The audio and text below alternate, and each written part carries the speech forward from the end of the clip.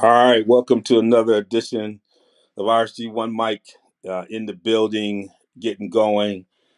Please check us out on Real Sports Guys and Real Sports Guys on all platforms. We got a lot in the sports world. The chat has been going hard. We got a lot of good stuff. We've been debating, going back and forth. This is going to be one of those shows. We might even have a sighting by one of our OGs if it all works out here. But we're going to have fun. And like I said, you can catch us on all platforms. You can catch us on IG. If you're old school, catch us on Facebook. If you got your Twitterverse going, you can catch us on here. So we all over. But I'm gonna bring in my guru, my guys, to welcome to the show. Let me talk to my co-host. Let me start with my man, the Hammer. What's up, man? Carl Hammer. Doing well, man. I asked last week, but we're gonna get it in this week. So plus it's draft lottery, and coach getting fired, so it's the right time to come on now.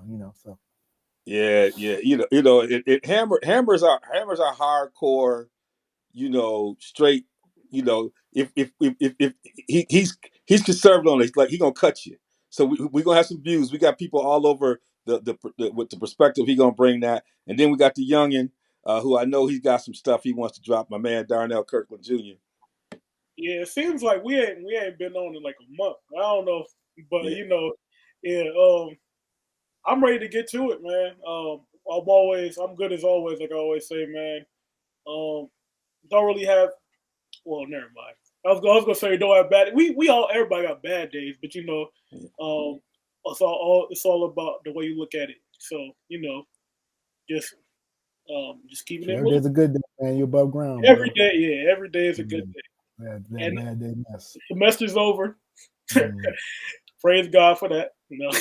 And we all say it. I always say that. And we got Amen. great things to talk about. NBA Yeah, draft, Amen. the Amen. NBA Amen. playoffs, we and we got got some all this stuff. disappointing stuff to talk about too. And that Yeah, we in right mind. Unlike John Morant, he ain't in right mind right now. So We're going to definitely get to that right away. And I'm Devon Wilson. I'm co-hosting with these guys. So, yeah, come and check us out. Follow me. You catch me when you can as well. Yeah, we got a lot going on. We'll get in it. I like the way the young, because, yeah, man, I believe in the spring. Faculty, staff, and students are ready for the semester to end.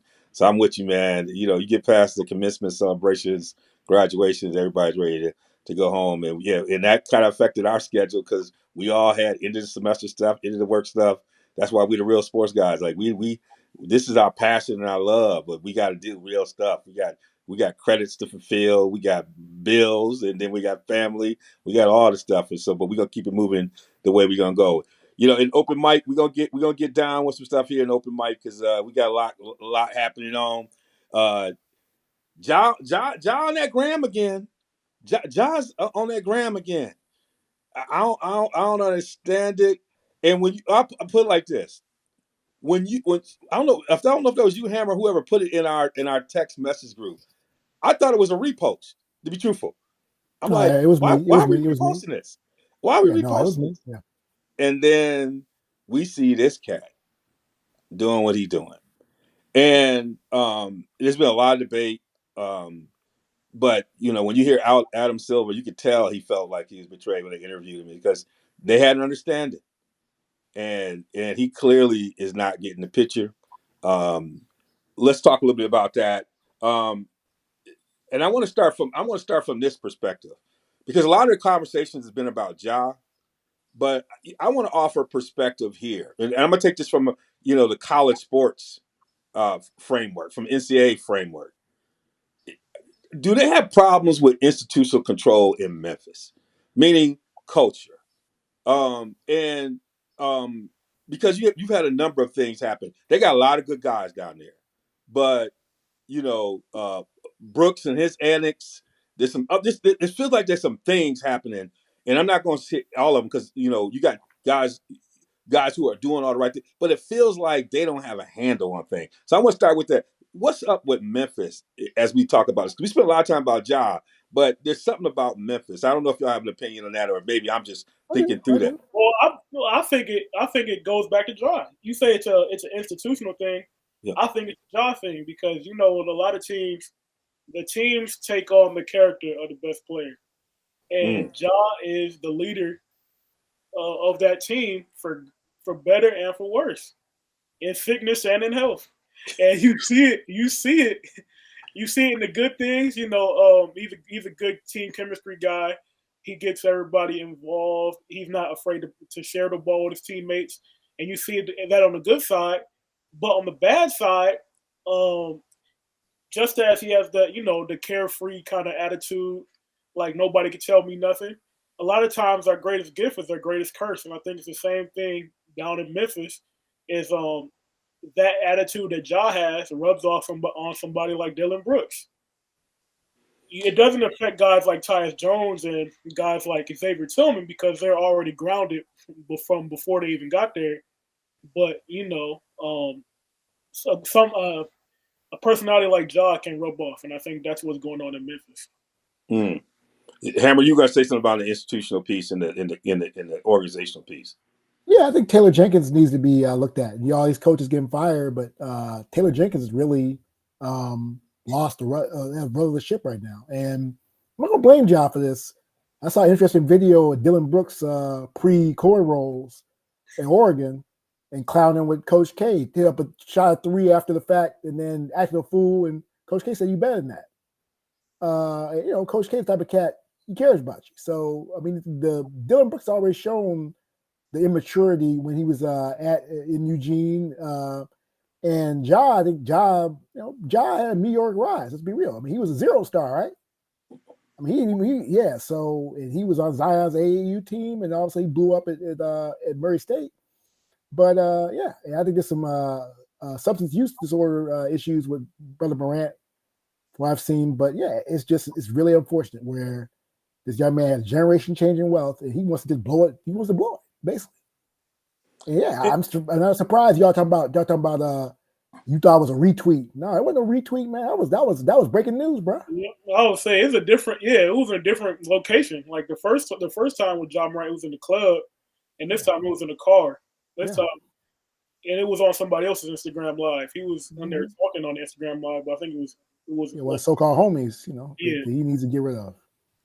And that's the part, I know growing up, we always had these cats who had everything going for them, but they always had to prove that they were down, they could be hard. You always had cats like that. And I've had students I've worked with, like, look, your father's a professor. Why are you down here running around like you Nino Brown? And I got to visit you in the jail cell. Like, what are we doing? What are we doing? Half the cats hustling are trying to get you out of there, right? Like it's like you going out the world backwards, and there's a family dynamic there, but there's also like the thing about like even building rosters today because of the way in which the rosters go. It's hard to even find those vets like that you could have in the locker room. Sometimes that vet can put their arm around you. Now there's still some young cats who gonna have a hard head, but like I don't see that piece, in Memphis, that OG, and whether or not they're gonna listen or not, but there's gonna be something with this. Like when you think about the action, like if you Adam Silver, what are you looking at in terms of punishment? I'll go at you, Hammer. 41 definitely after the year, or do it indefinite with benchmarks. He can come back, something like that. I mean, I think that's he didn't get it after 8 games, and it wasn't 8 games. 6 of those were after the fact when he was in the so-called rehab. It obviously didn't work. So yeah, I think 41 half the season, and yeah, he just can't be the face of the league right now because he might mess around and be hit 3 strikes right now. So you can get him off the scene totally. So that's why I say half a year or indefinite suspension where there's benchmarks. But yeah, that's what I would say definitely. And I know the Players Association. A lot of people are gonna have something to say. I mean that you got the the league agreements in terms of how things will look. But you're looking at half the season. What about you, Darnell? I'll probably say somewhere around 25 games. I don't know because I don't know if it's a offense great enough for like a whole season or a half a season. But at the end of the day, whatever they give him, you can't argue that it's not warranted because they gave you a chance. You smiled in everybody's face, and then it was a sign of disrespect, right? They gave you a second chance. You went on every platform, giving this fake apology out. Then you do the same thing. So whatever they give them, I think it probably will be appropriate. But I would say around 25 games. Yeah, and I'm been thinking about the funniest thing before I tell you what I'm thinking. So I'm trying to understand. Memphis said we suspend him from team activities. What kind of activities going on right now? Like that part right there, just like It's what a performative. basketball player, what a team, what constitute team activities at this point? I That mean, part I Well, can't I get. mean, I think they have. I mean, I know more football than basketball, but they have off season. They have. I mean, obviously they have some type of organization going on because people preparing for the lottery and things like that. But yeah, again, it's a joke. I mean, Yeah, that's the one I thing. mean, like he I cared. He mean, probably Memphis ain't. just shut him down Yeah, to try to because they know they know even though they're gonna blame Job, but there's a lack of institutional control in Memphis too. yeah. They I need to be like looked at. suspension from team activities. He wasn't coming back to Memphis hanging with y'all anyway. So I'm thinking his biggest offense right now is he lied to Adam Silver. That's the biggest offense you got right now. You sat with the commissioner who told you what the deal was, and then you still went left. And and I'm the kind of person that we got to get this thing set right now. So if I'm Adam, I'm probably looking at 30 games, uh, because he needs to be punished. But a half a season, I feel like might be a little too excessive. Um, but 30, 25, 30 games is close, right? But that's about where I think it's going to go. With he's going to have to demonstrate at least if we understanding that he has some type of substance abuse issues, then he got to get with some kind of some type of a longer term care facility. We talking about 30-day program. Like he's got to do some work, and it's got to be documented and supported by a third party. Nothing connected to his group. Um, and there's got to be a deeper conversation with the family and folks around him related to that. But I would start there and see where he goes. So we gonna hear here pretty soon. Well, enough about that. We ain't gonna let Ja occupy too much of our time. NBA lottery, man. I was praying for Detroit, man. I was out here, like I told y'all. I said, I'm here in Maui. I was like, I'd be running down the streets of Maui if Detroit would have got. It might have been in my draws if Detroit would have got that number one pick. I'm gonna tell you right now. And then when they came up 5, man, it was almost like I want to cry, like I want to play that Cooley High theme and stuff when they didn't get it. But Detroit will make it happen. But then the Spurs got it. And the Spurs are officially the Celtics of the West. That's some red all back type stuff. It's like the league, that's like the Lakers, getting multiple number one picks. It's like the league is fixed. League was like, ain't no way in the world that kid gonna go to Washington. Ain't no way in the world, and he ended up with the Spurs, but he's there. And so, Spurs in 1987 got David Robinson, did that thing, and then in 1997 got Tim Duncan, and now they got they got a chance to get Victor the Great. And so, give me a sense, Darnell. How much you really pay attention to this young man. How long do you think it's going to take for them to start making noise with this young man? I know he's talking about he wants to try and chase the chip right away. He's going to learn something pretty quick. But how long do you think it's going to take for them to get to be relevant Right away. right away? They're gonna be relevant right away. Especially, I think they're just a guard away. I think if they sign somebody like Fred Van Vliet in free agency, I think they can make a push at it. I think if they go a different direction and they take some cap relief off the Suns and maybe bring in a Chris Paul that can be a mentor, I think they could be a playoff team with Chris Paul. Um, So I think they're going to be, if they're not a playoff team, they're going to be in the play-in next year. And that's saying something because I told you, I remember I told you earlier in the year, I didn't, of course, I didn't know they're getting Victor Wembanyama, but I told you earlier in the year, I was really high on the Spurs young core. I like what they were building. You know, they got Devin Vassell, they got Keldon Johnson, they have Trey Jones, they have Jeremy Sohan. They have some pieces there that I really like. They just needed, a high end talent to kind of push it over the top. And I think with a Victor Wembanyama, you bring him another guard, like a guard like piece to add to that. I think they could be relevant right away. Now, a lot of this, a lot of their development has been kind of linked to Pop, right? And Pop is getting up in age, and so you still feel like that's relevant, given that they're probably going to need to be a transition. I mean, maybe this is going to make Pop feel young again, but that's another factor. Carl, talk a little bit about. Do you think you agree with Darnell about how fast they're going? They're going to be good. I mean, the West is going to be interesting next year. You think they'll be good right away? No, I don't. I think that again, Wembanyama needs to gain some weight, some muscle mass. And you get various things. Is he 7'2"? Is he 7'5"? What is he? So 7'5". Okay, well, I mean, I see 7'2", so I don't know. So, but I know he's too skinny right now. So I don't see right now. I think it's going to take a couple of years. Also, I think that really Pops needs to look in the mirror. I think he needs to bring Bud in here. I think Bud needs to come home. And so I think Bud should be the head coach. I think he should go up. He should be the GM, kind of like what Pat Riley did, and have that transition. I think Pop, 74 years old, that'd be ageist, but the game's passed him by. He needs to concentrate on the talent acquisition side, like Darnell talked about, getting to Chris Paul.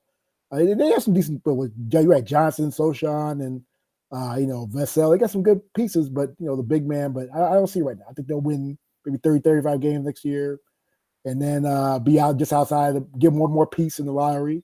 And I think they're a couple years away. I think when he turns 20 or so, I think they'll be a playoff team. Wait, Pop is only 74? Yeah, he's 74. Yeah. I thought he was way older than that. No, he just got bad skin, man. That's all. Bad skin, bad hair. That's all. No, yeah. He look 84, but he's 74. yeah, he look 84, man. Them years, boy.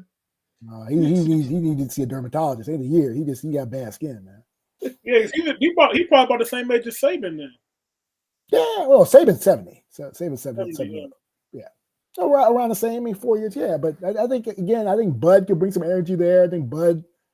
Yeah, I think Bud should be, and I think Pop should concentrate on the acquisition side like he did before he got into coaching, like he did GSW, like he did with San Antonio. I think that's what he needs to do. I think again, he's going to be rejuvenated, blah blah blah, whatever. I just don't see them winning the first year. I mean, they win a lottery for a reason.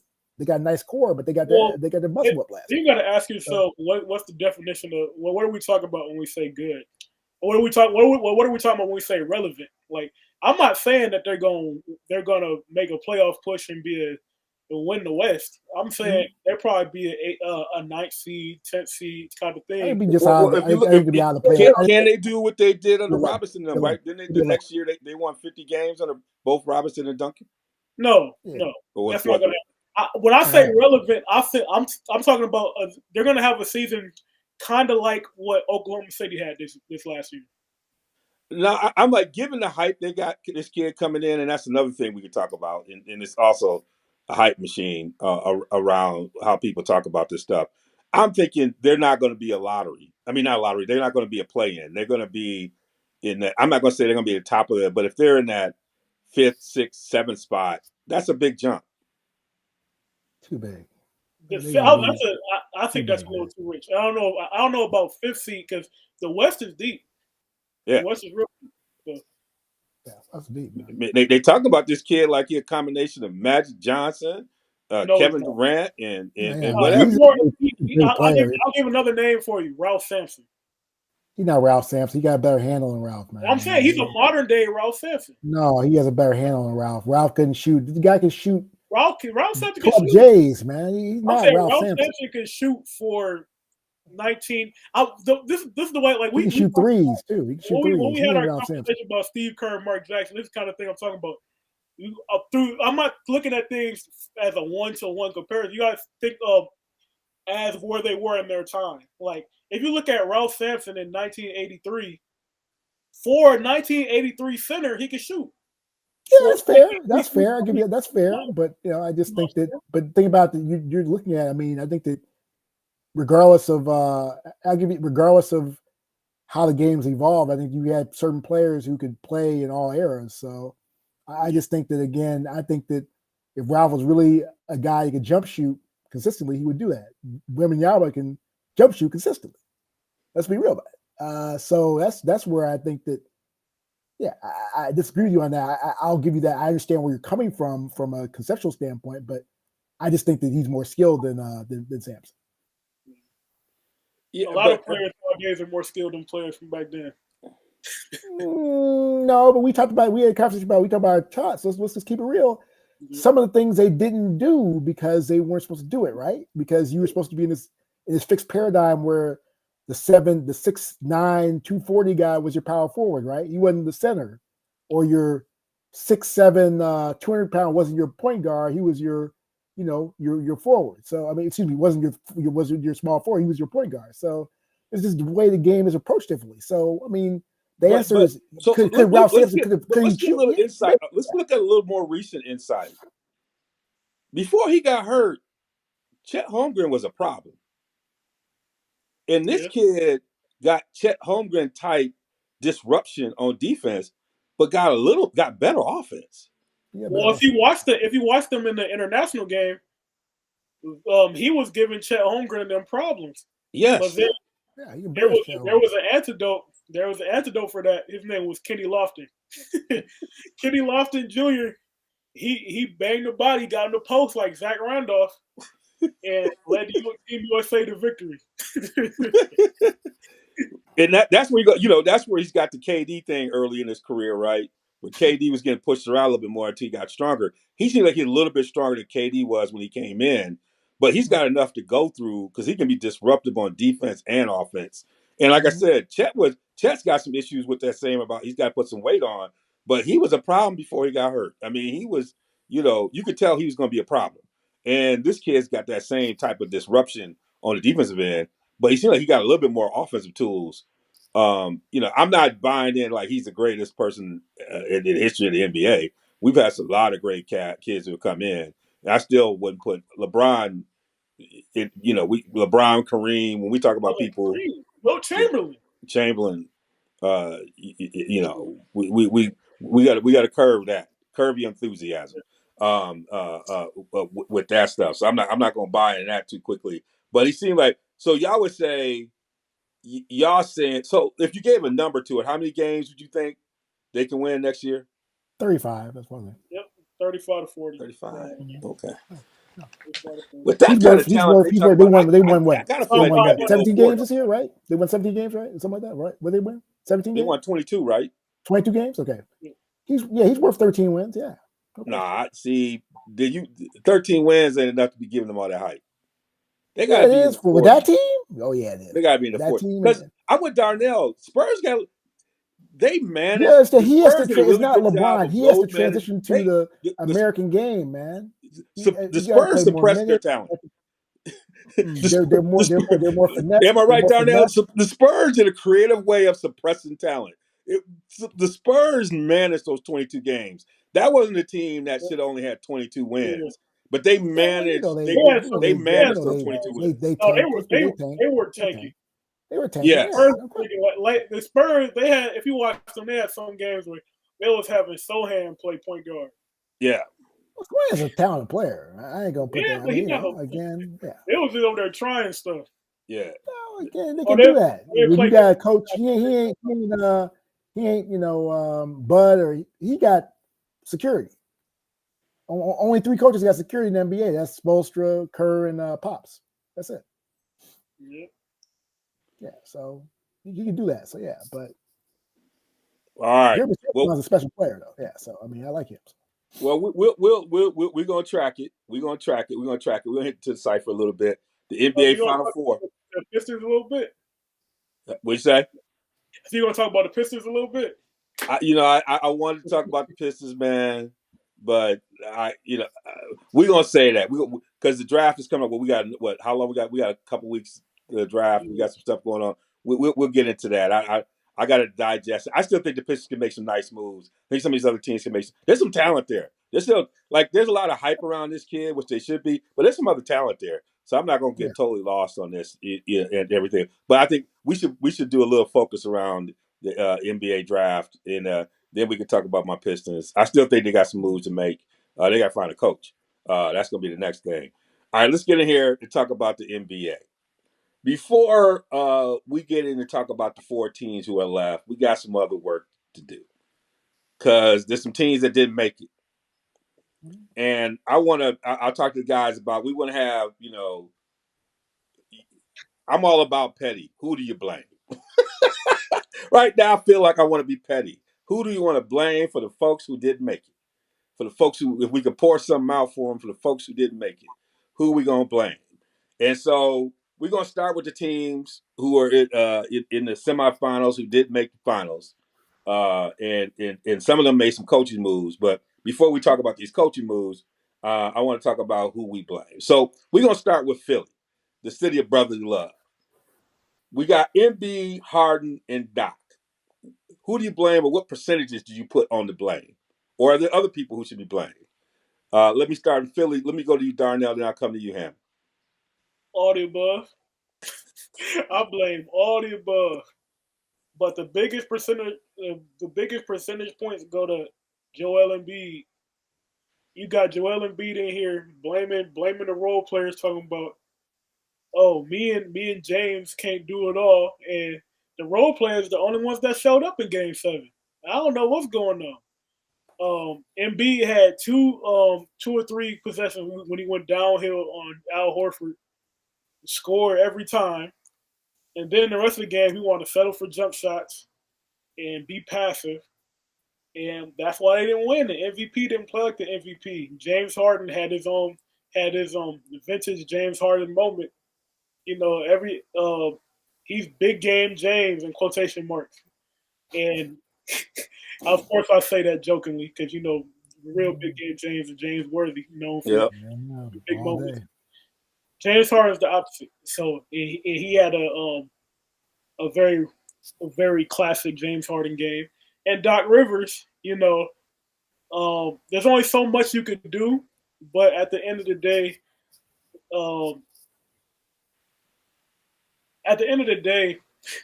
his history can't be ignored. But the amount of 3-1 leads and 3-2 leads that his teams have blown, it's just another bad mark on it. So yeah, that's how I'm going. Yeah, I feel you. I feel that. Hammer. What's your blame percentages? If you got percentages, or you put 100%, where do you want to put it? Doc 70, Embiid 20, Harden 5, and Tobias Harris 5. Because he pays too much money to be a good player. He should be a great player. So that's what I have as my percentages. I got 40% James Harden / the general manager, because that's who enables him to be who he is. So I put them as a package deal. 20% Doc, 20% Embiid. And Hammer, you raised this. And this is a combination, and this is where I blame Doc a little bit. And I think I hopefully got my percentages correct here. And then 20% Harris. You paying him too much money. But this is the other thing about Doc is Doc has known this kid since he played with him with the Clippers. And I've always felt like he needed to be much more of a force, and he needed to be your safety if James went south. He got skills like that. And you notice none of us said anything about the youngin. None of us. He's the only one who came to play. Yeah, Maxey can ball, man. He can ball. He's the only one. Maxey, PJ Tuck got to score more. I mean, Tuck playing good defense, but he got to score more, man. But he did start shooting. He get like Rodman now, man. He ain't even trying to look at the score. Come on now. He ain't even trying to look to score, man. You got to at least look to score, bro. But the He's one that thing bad. that coaches have the responsibility for is the others. Now I hate to put Harris in the other part, but in this thing, he is that person. Those are the folks you make ready. Harden was at the rim and passing up shots, afraid of contact. How you that big and can't take punishment? He's How soft, man. like He's you? soft. He He's if soft. when you He's if you soft. can't if you're not knocking down shots, go to the free throw line. Be He's physical. soft, bro. He's soft, bro. He's soft. He's that part, and he's able to do that because Daryl Morey has given him the out. He could sit there and he gonna sit there and talk about his relationship with Doc when he's just falling short all the time. It ain't never hit James. Now if he can't go see Houston is cut off for him because he can't go play for Udoka. Like so, He gonna play. if he ain't gonna do Philly, whoever coach of the Phoenix is, watch. huh? He'll play for whoever coach Phoenix is, watch. Okay, we'll see what's watch, going on. Watch. Like That'll be a huge mistake for Phoenix. It will be, but they're gonna do it though, because you got Matt Sheba. You know, he wants to be. I mean, you saw the big first move he made, which he gutted the team basically. I mean, yeah, you got KD, but you got no depth. It's a great fantasy move. That was a fantasy move. That wasn't a reality move. Well, you kind of set it up. So Phoenix is our next team.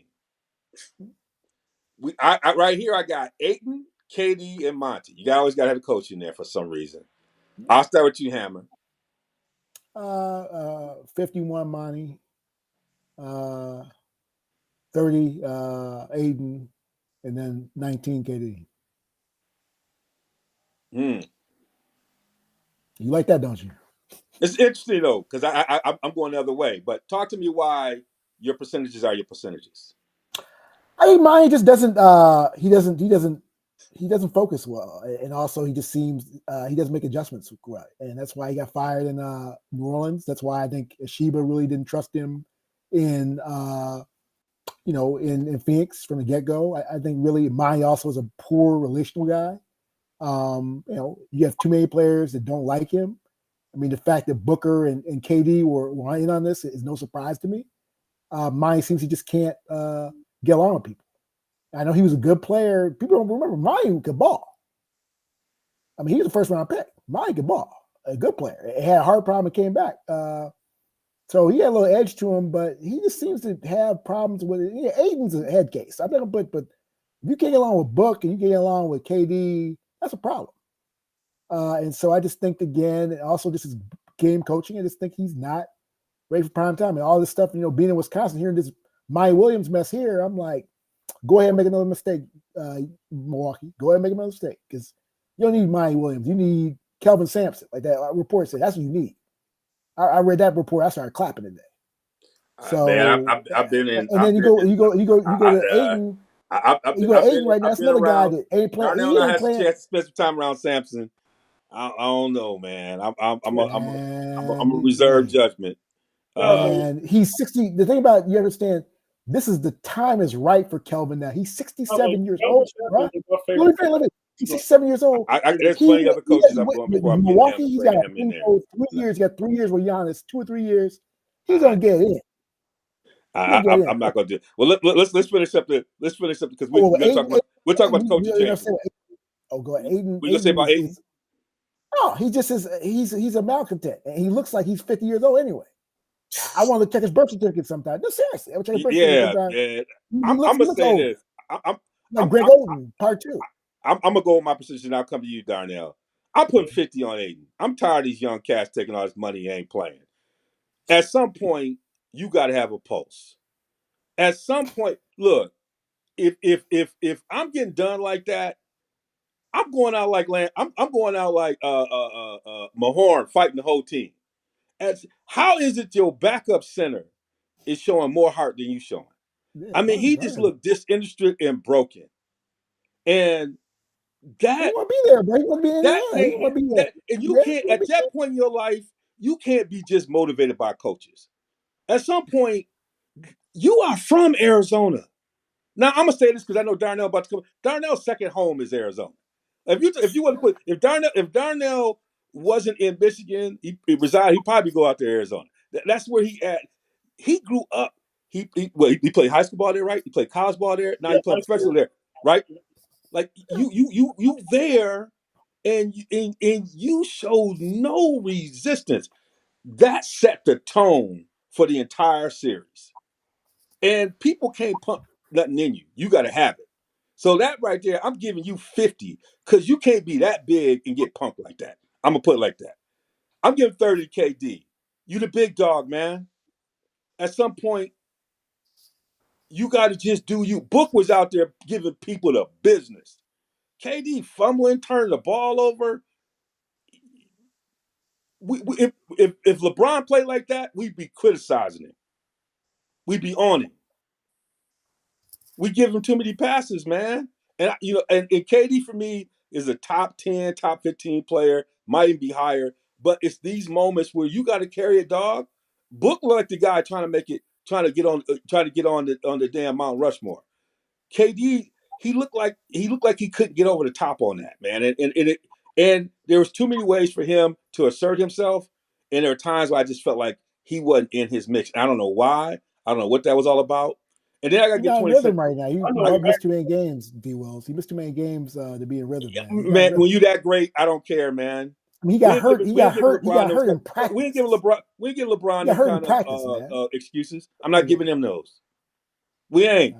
We're gonna start treating him like we treat LeBron. You ain't getting him. We ain't giving him no excuses. I'm not. We would kill LeBron. I got a dog in him. We would kill LeBron. I'm the biggest anti-LeBron there is, but LeBron got a dog in him. Yeah. I got to give 20% to Monty. You just can't get blown out back-to-back years at the crib. You just at a certain point, it hurt me. It hurts me. You can't get blown out. You can't get blown out at the crib like that in back-to-back years. You just can't do it. As a coach, whatever button you got to push, you can't have that happen. So that's my percentages. And you got to manage the bench. He got talent on the bench. He wasn't playing them. He got to try to play them late, but you got to cultivate that. You got guys on the bench who demonstrate they can score on other squads, and they're not doing anything for you right there. So there's some things right there I got to give him. Was it enough for him to lose his job? Nah, but when you get blown out the crib, you got a new boss. That's what happens. He giving him a reason to go the other way. Another way. Remember that. Billionaires don't lose. That's how it goes. All right, Darnell. All right, so I got 55% for Ayton because Ayton didn't give me nothing. Ayton he couldn't. Okay. Ayton couldn't score. Ayton couldn't finish at the rim against Jamal Murray. You saw he got the immediate hook after that. But if I got a big man, you 7 foot for what? You can't lay the ball up against. Well, first of all, why are you going up for a layup? Dunk the ball. You dunk the ball, man. And on the other end, he ain't giving you no rebounds either. Nothing. Joker get 10, 12 rebounds at half. And he's standing there looking. You see how many times he's just looking, wasn't even jumping. Yep. Go ahead, man. All right, then I got the coach didn't motivate him. That's the problem. Then I got 35% for Monty Williams. Then I got 35% for Monty Williams. You know how much I can get reluctant to blame the coach, but at the end of the day, they started a series. Well, before even this series, you look at the end of the bench. I'm mad you took this because I was definitely going to say this. You look at the end of the bench. You got T.J. Warren. Mm-hmm. He don't even get to take it. He didn't play him. Terrence Ross. What game score? Terrence Ross is over there collecting dust. Come on, man. They got players. They got guys that can shoot. They got shooters. They got scorers. They got defenders. Like they always say, oh, the Suns have no depth. But you look at it, they got players that can play. Yes. But you always look at it and Torrey Craig is out there, Kobe's out there, and then they get to clog the paint. Kevin Durant has the remaining 10%, whatever, 10%, 15%. I forgot how much is left. I think it's 10%, but it's not very much because at the end of the day, he was playing 45 plus minutes a game throughout the whole series and throughout the Clipper series.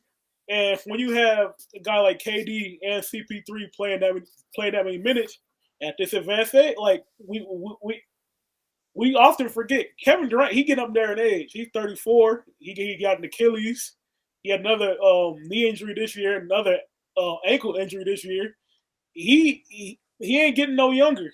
And so all those minutes are gonna wear down him.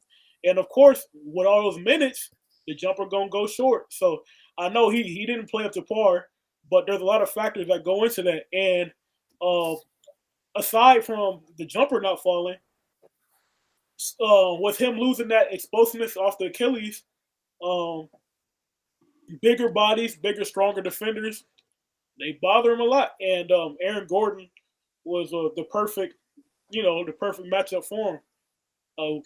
We saw it last year with Tatum, but we have those bigger, stronger defenders. They can give KD a lot of problems, especially at this stage in his career. So that's my little takeaway from that.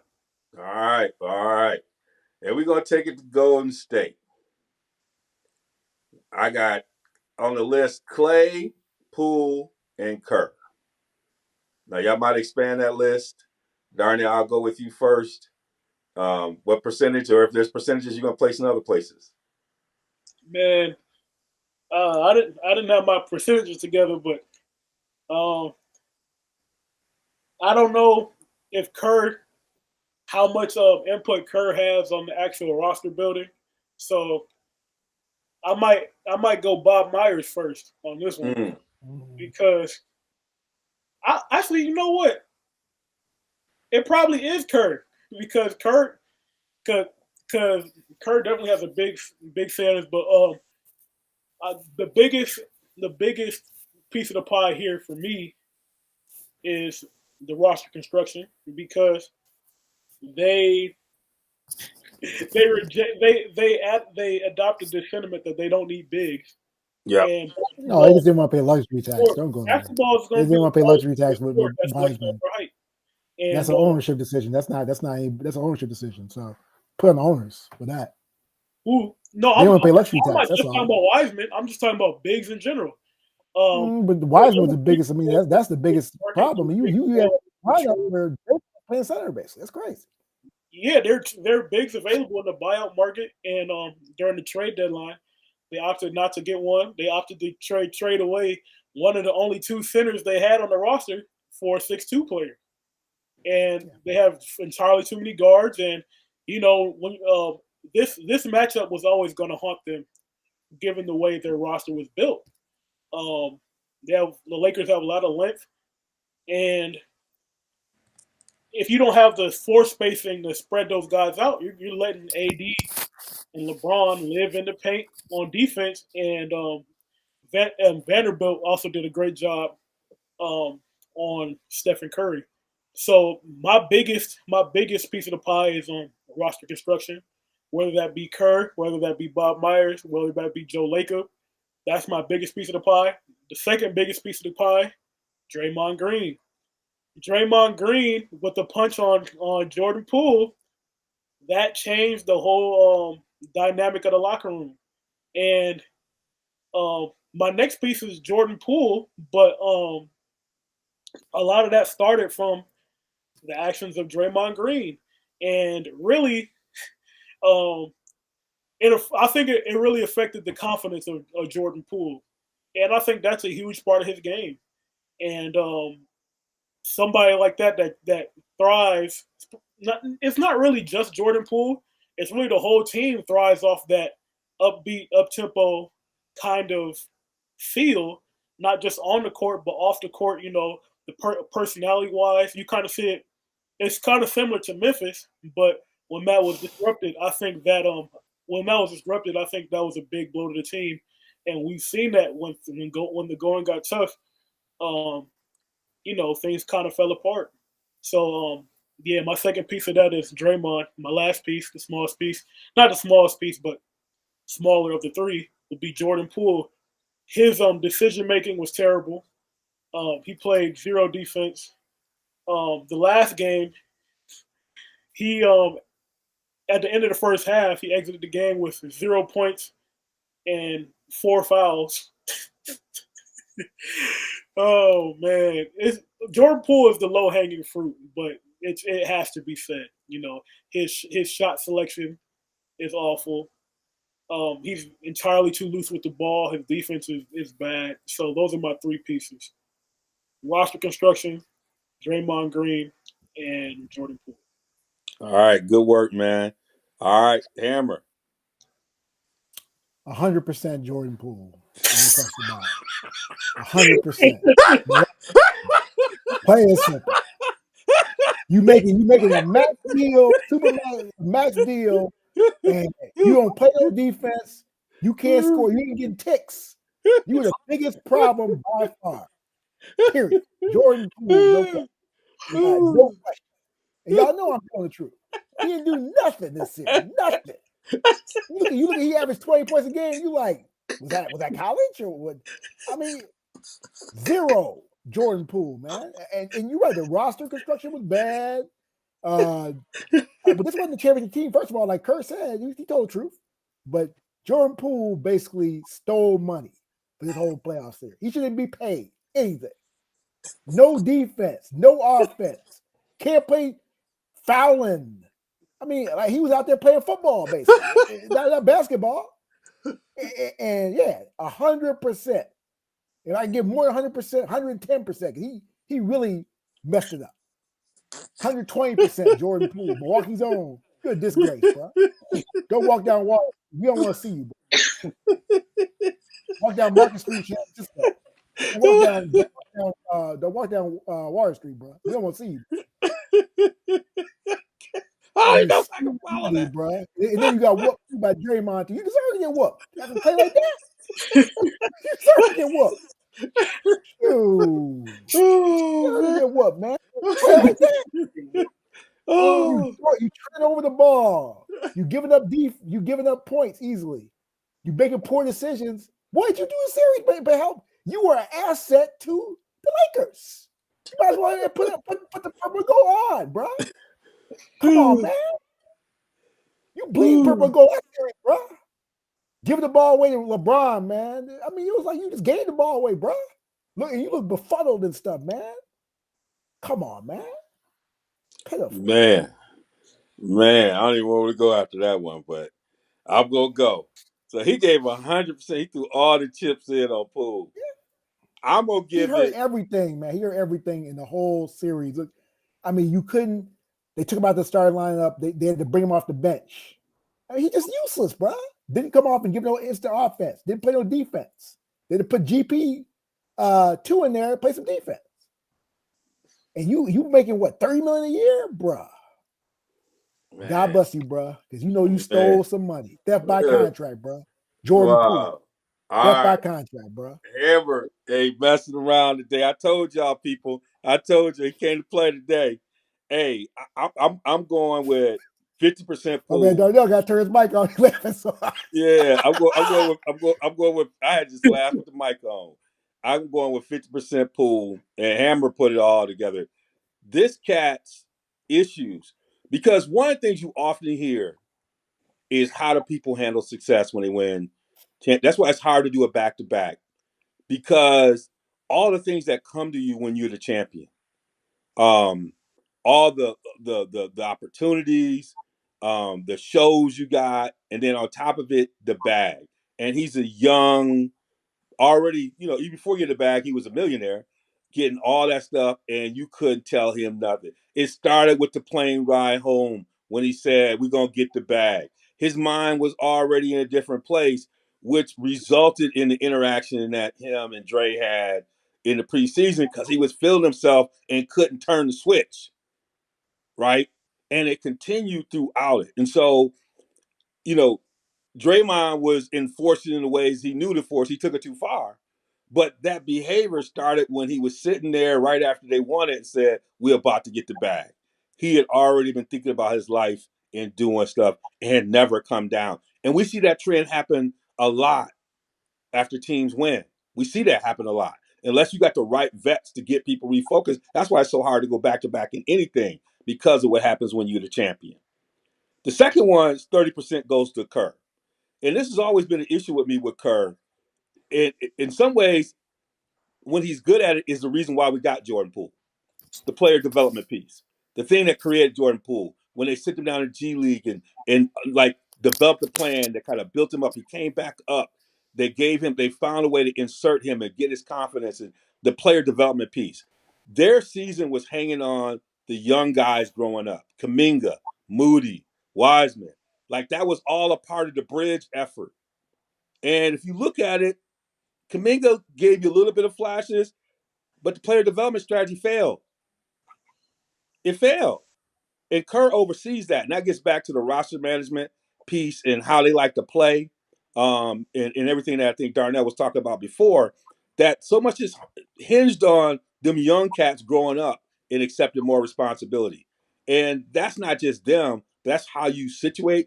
I always say you can give people you can't give folks confidence, but you can take confidence away.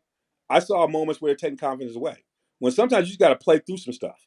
And I think part of the strategy, the problem they had, they wasn't winning no road games. I think because Draymond couldn't quite be Draymond, and so he wasn't managing the emotional part of it either, right? That's part of your coach. Sometimes you got to sit down and will them through that type of stuff. You can't just say, like, that's part of the coach working with them, say, hey, we got to move past this, figuring out how to get people to move past. That's a coach's responsibility. So if he's going to get the accolades, he got to get some of that. And then the 20% was this Clay. And part of it is you can't leave your boy hanging, man. And Clay has some nice moments, but he ain't all the way back. And he had that 3-month stretch where he just looked incredible, and we thought he was on that trajectory. But there were times when a couple times they're looking at him on defense, they were searching him out. And Clay's a hell of a defender. There are times when they was going at him, right, in ways that they shouldn't have been going at him. So it's probably a little higher than I want to give Clay. I probably would push it down to 10%. But that would be Clay. But I can't top Hammer stuff at all. Can't do it. Can't top it. He came out 100%. And the thing about it is, when he said it, I couldn't even I almost couldn't disagree with him. I couldn't disagree with no points.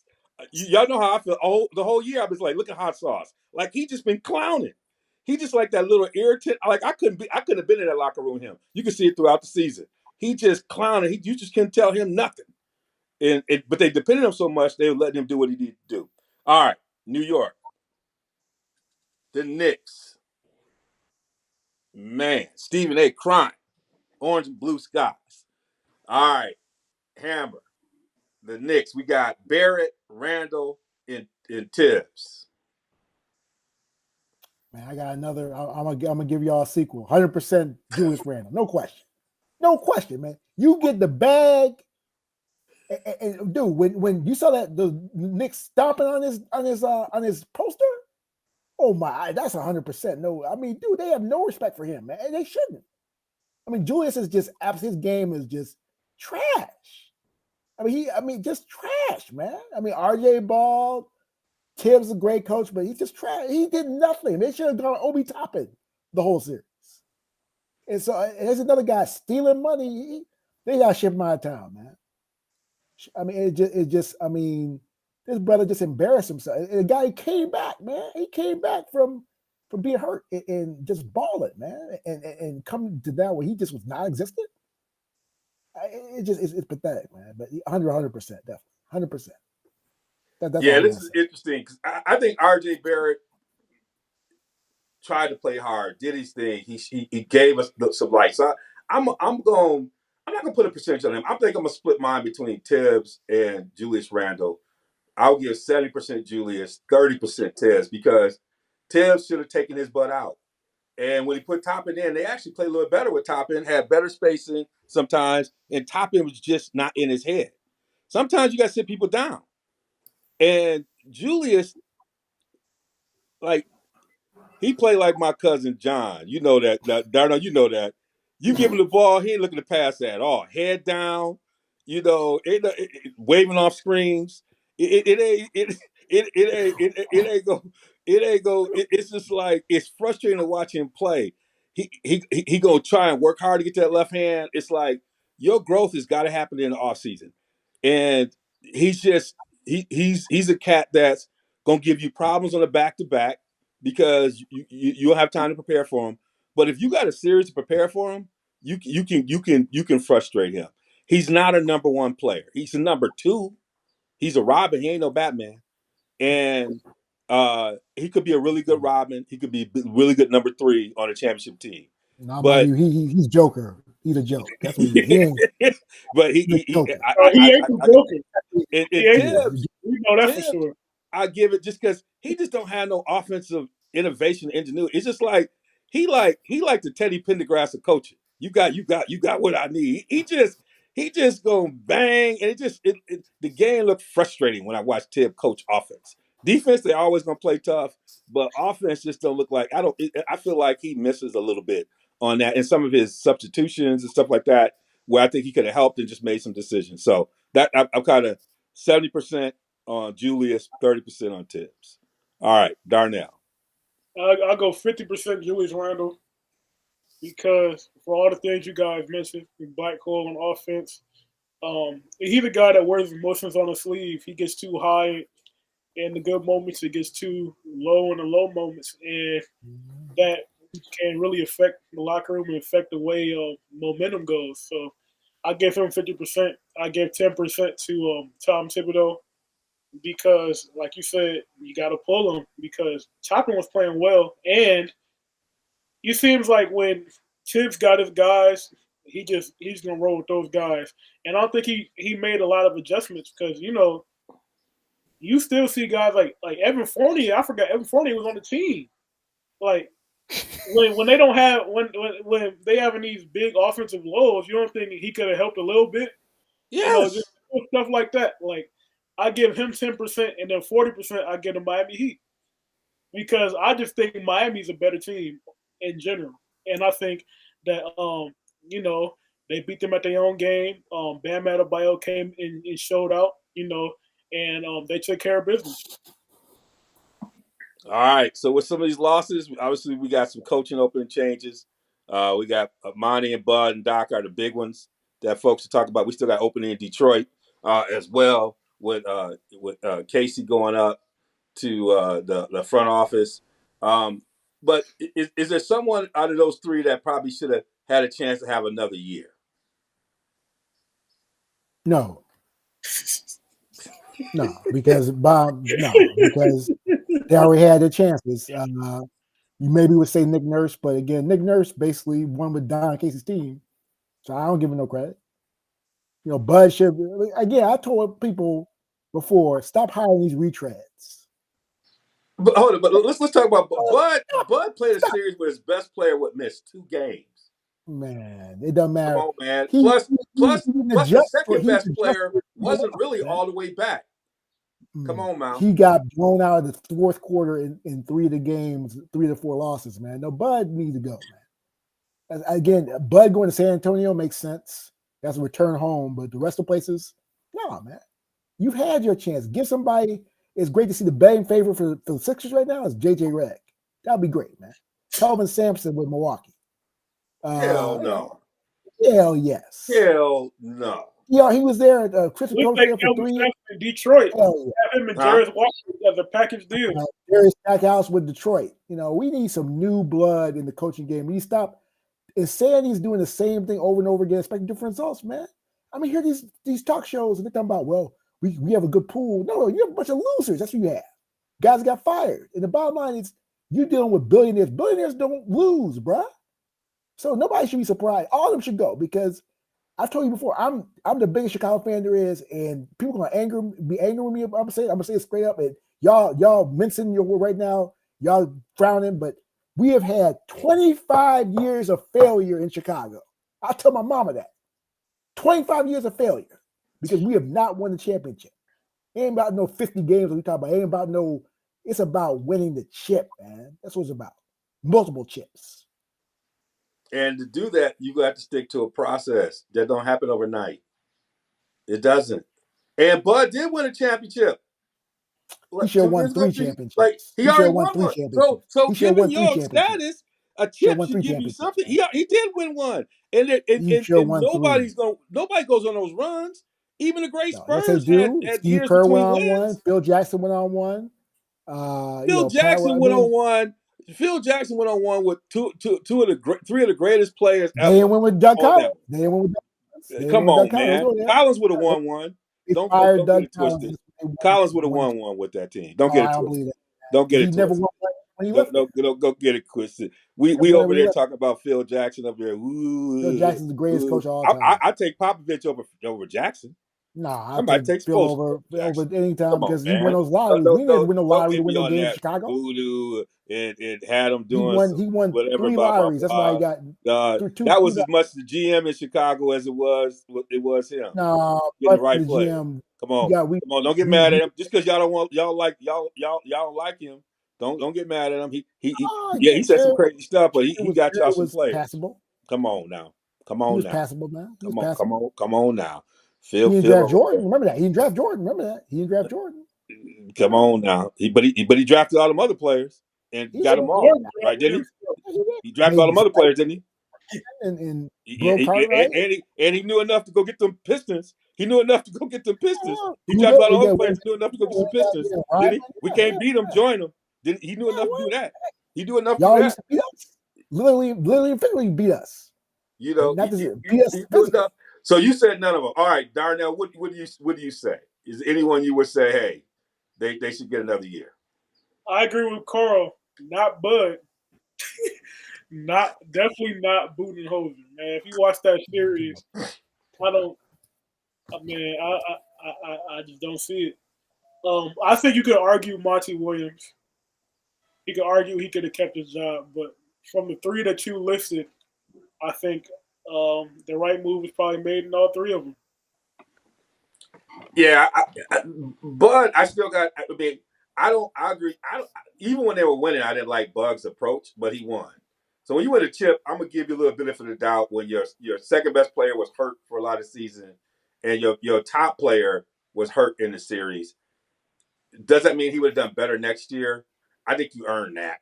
I'm not big on his scheme of allowing threes to be shot. Like, there's some things I have about it, but he won a chip, and I think there's more cases for him to do it. Monty, they made a late decision about the roster, got the team together. I always felt like this team was going to have to really make a run next year. Felt like it was too late, given some of the other teams happened with that. Doc, I knew he was gone, just because you just can't go out like that. And never been hired. And some of the other, Harden got locked to the up. It's about Harden and the GM. And if the Philly owners let them run that stuff, they're gonna be in trouble anyway. If I'm Doc, I would have been running out there anyway. If I'm Doc, I would have walked to the press conference. Doc got 3 years of $20 million. I ain't crying for Doc. Yeah, 3 years, $20 million. Yeah, he can't coach. Doc gonna be fine. So how would you rank the openings? If you look at the openings that we have out here, where do you see the value? Darnell, go ahead. I'll go Milwaukee number one. Obviously, you got the best. Actually, I was going to say the best player in the world, but that title, I think it's going to change hands. It looks like the Joker is the best player in the world right now. But the second best player in the world is on Milwaukee, and they still have a good core. I think Milwaukee is the best job available. Second best job, I would say, is Phoenix, and the third best job would be Philadelphia. Because even though I see Philadelphia, having Embiid, I think there are real problems there. I don't think there are real problems in Phoenix too with the locker room, but we have. I'll bet more on Devin Booker and Kevin Durant than on Embiid and Harden at this point. Yeah, I would say I agree with your assessment, and technically, I mean, Detroit's young nucleus. If you're talking about building, I think they got some pieces. If you're talking about you want to start with a young nucleus and build, I think they got some stuff in Detroit that I would. But if you want something that's a little bit ready made, I would say Giannis is not going to cheat you every day. All their stars in Milwaukee come to work every day with their lunch bell. I think they got good culture and they'll keep it moving. Philadelphia Cats don't take ownership. I wouldn't want to come in there, and I don't trust the GM. Phoenix would be a problem because the owner feel a little erratic. I would have to get some confidence in him. I think Jones has done a really good job acquiring talent, and he seemed to be getting pushed to the side.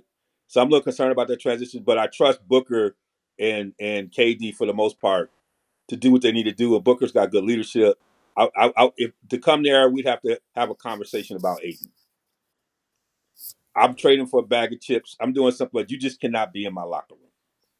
I've seen enough to know whoever takes that job needs to know the future of Ayton.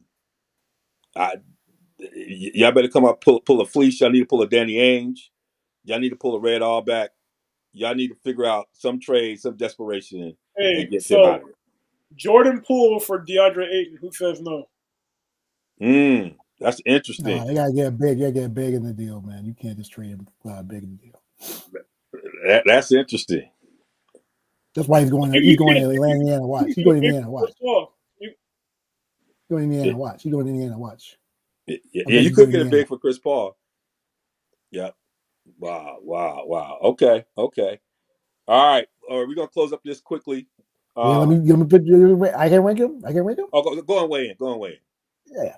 Number one, Milwaukee. I think definitely you resign. You got 2 years with Giannis before he's 30 years old. You got Middleton. You can re-up because he was hurt last year. I think he'll get in. Brook get in. I think get one more guy outside shooter. So yeah, I like Milwaukee. I'm surprised with my second. My second's Toronto. I'll tell you why. Because I like Scotty Barnes. I think Scotty Barnes is a player you can build around, and you get Van Fleet, and that's not a bad team, man. And so I like Scotty Barnes. I think it's going to be a special player. Year 3 of Scotty Barnes is going to be something special. I think they need the right coach. I think he's the type of strategic player where he can play the wing, play point guard. I think he's a phenomenal talent. So I think definitely. Third, I think definitely is Philly. Even though you have the problems with Morey, though, I think he's still one reason why I think Doc got canned too is that Tobias Harris was a problem in the wrong way. There's no way with his talent that he was non-existent the way he was in that series. And just the whole year. I mean, he should be averaging 20 and 10 nonstop. And the coach they didn't get it out of him. And he's played worse than he played in LA, which is both with Doc. So I just don't. And then I would say definitely Phoenix fourth. I think there's problems there as far as, again, you're too top heavy. I don't like the culture with Ashiba, and I think he's going to turn off a lot of coaches. I even read right now they're not looking. I think Isaiah's going to be the head coach. I really do. I think Isaiah's going to be head coach. You can laugh anyway. I think Isaiah's going to be head coach. And I think Isaiah's also going to mess around and get James Jones sacked. And Isaiah's going to take over the franchise like Isaiah always does. And then they'll go down with Isaiah, basically. But that's what I think. And then, that's what I see as far as the firings. Yeah, so. But don't sleep on Toronto. Toronto's a good job, man. But they don't have a decision on Van Fleet, right? I think Van Fleet still. I think if they're serious, they're gonna re-sign Van Fleet. You can't supermax Van Fleet or re-sign Van Fleet with big money. Then yeah, they're in trouble. That's gonna be the big thing. If Masai lets Van Fleet go, then yeah, I agree. But I don't think they'll let Van Fleet go, man. I mean, this is a guy you brought up from the scraps, man. This guy was off the rubble, man. And undrafted, you crafted. Why would you go someplace else, man? Unless they're not serious. So you need Toronto's got a nice core there with Siakam, with Trent. I mean, just they got a nice team. So the main thing about it is the Sky Barnes is a piece I think that can be transcended. All right, so we got the Final Four. They're playing right now. Nuggets got the best of Lakers. Lakers came and made it tight yesterday, and so I think this is going to be a bigger series than people think. And then you got the Heat and the Celtics playing tonight. But let's start with you, Hammer. Who do you think going to take these series and why? And what do you think it's going to look like in terms of the finals? It's Heat all day. I'm not just saying it because they're going to win tonight, but the Heat are a team of destiny. And I think Tyler maybe come back in the finals, but also I don't trust Mazzulla. I mean, I give the brother credit. Mazzulla's in over his head, man. Let's just call it real. I mean, I feel bad what happened to MA. He got fired, and now he got the Houston jobs. Listen to some sports radio. He wished he didn't take that Houston job. All these jobs open right now. But yeah, the main thing, Mazzulla's in over his head, and Doc won that series for Mazzulla, not the other way around. So I think definitely Miami's going to win, and I think Denver's going to win. They're very deep. Jokic, I just don't see again. LeBron's had a great season. Darvin's really done some, but if they got to get Mo Bamba back in the series, they're going to win the series. And I don't think Mo's coming back. I think Mo's going to be shut down the whole year. He's had setbacks as far as injuries go, but if they get Mo Bamba back, I can see them winning 7. But they'll get Mo Bamba back. I think Denver wins in 7. I think I think the Lakers gonna win. I think they found something in this towards the end of this. I think Darvin Ham in a couple of years is going to be seen as one of the top 2 coaches in the league. Darvin will be making them adjustments, huh? Already top coaches. I mean, yeah, I think Darvin. They're 11th, and he's now. Come on, man. Darvin be making some adjustments, man. And you be like, ain't no way in the world, but he know how to pull stuff out of folks in ways. And I think he's going to go 7. And I just. I feel like, but if Denver won, I'm not surprised. I think Jokic is doing this thing. I ain't got nothing to say about that cat. That cat hit that buzzer shot at the end of the quarter. I was just like, man. But I think the Lakers might squeak it out in 7. I think Celtics going to do it. I think the Celtics have this kind of lull, and they'll take it. But I think it'll go 6 or 7. Celtics will get it and get to the finals. I think you might have another rematch of the Lakers and the Celtics in the finals. Darnell. Yeah, I really want Miami to win the series, and to be honest with you, Boston's their temperament bothers me. Like they have these lulls where every now and again it seems like they just, I'm not really into it, and then when they feel threatened, they'll turn up. But I think that's coaching. That's coaching, bro. That's coaching. Yeah, that's what I was going to say next. So that's a lot where you see them missing Ime Udoka, because Ime Udoka wouldn't let that happen. And I think so. That series is going to be a lot closer than it really should be. But I think at the end of the day, they just have too many. I think they have too many options to throw at Jimmy Butler. I think over the series, as it goes on, I think they'll eventually wear him down and win the series. And on the other side, I have Denver because I think, like I said earlier, I think Jokic is putting his case on to be the best player in the world. I think he has a very solid case for holding that crown right now.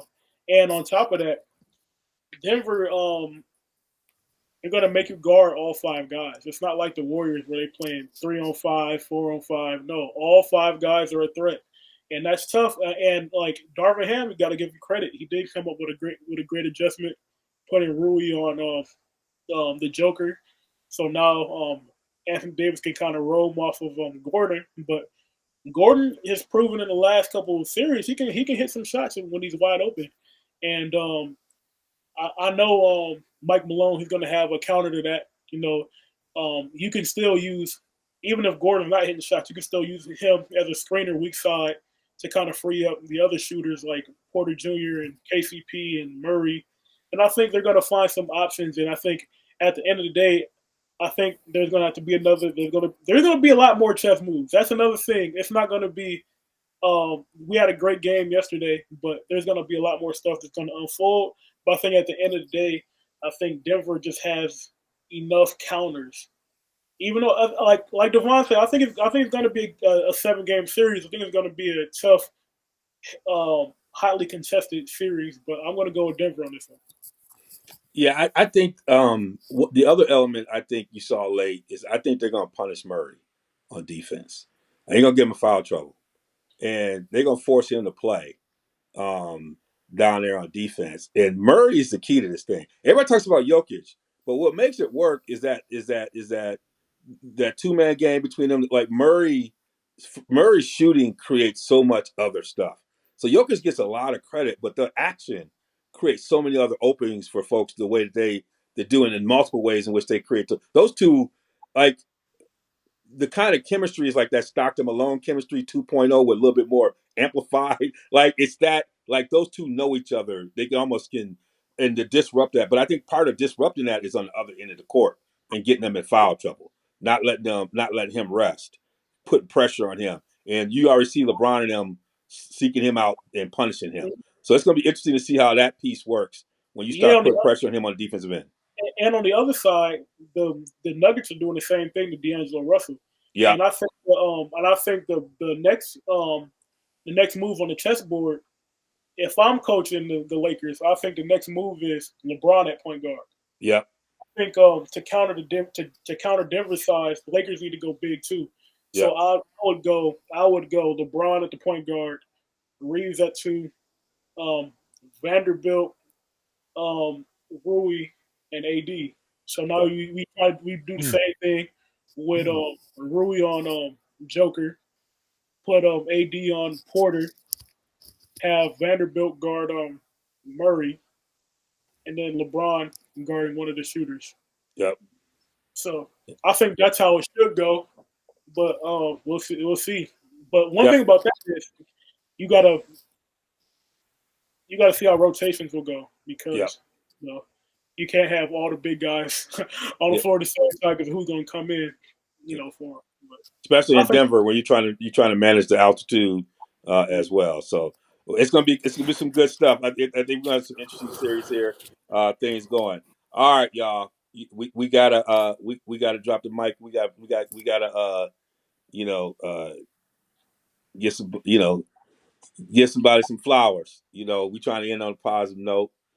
Even though Hammer went DEFCON 5 on pool, which was a classic. That was a classic one. I'm about to pull that one. Now it's time to give some flowers. So who wants to go first? I can go first. All right.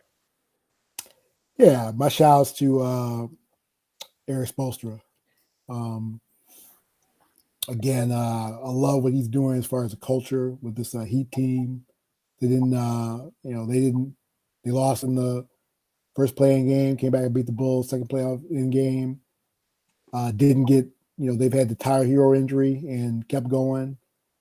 And, the talent development they've done with Max Strus and Caleb Martin, tremendous. And so, and Jimmy Butler has really shown he's a real MVP. And so, he gets Spoelstra credit as far as how he's been able to put this roster together and coach it up.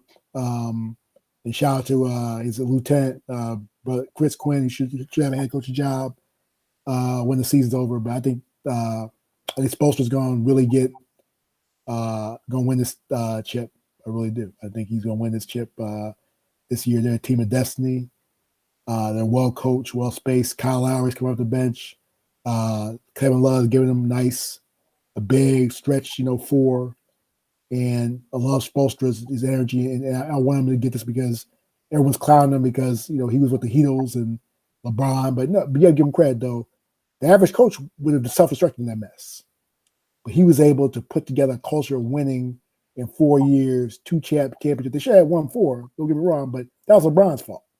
That wasn't his fault, and because LeBron messed those things up, and so.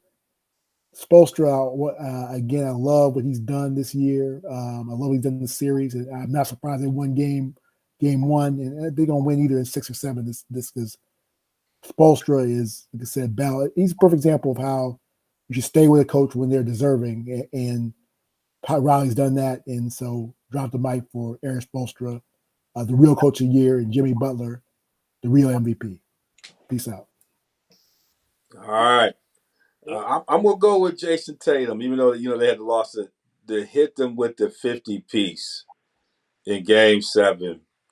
This young kid keeps reaching for the stars, and this is gonna be a battle. But that was a performance of a lifetime, and man, he broke them.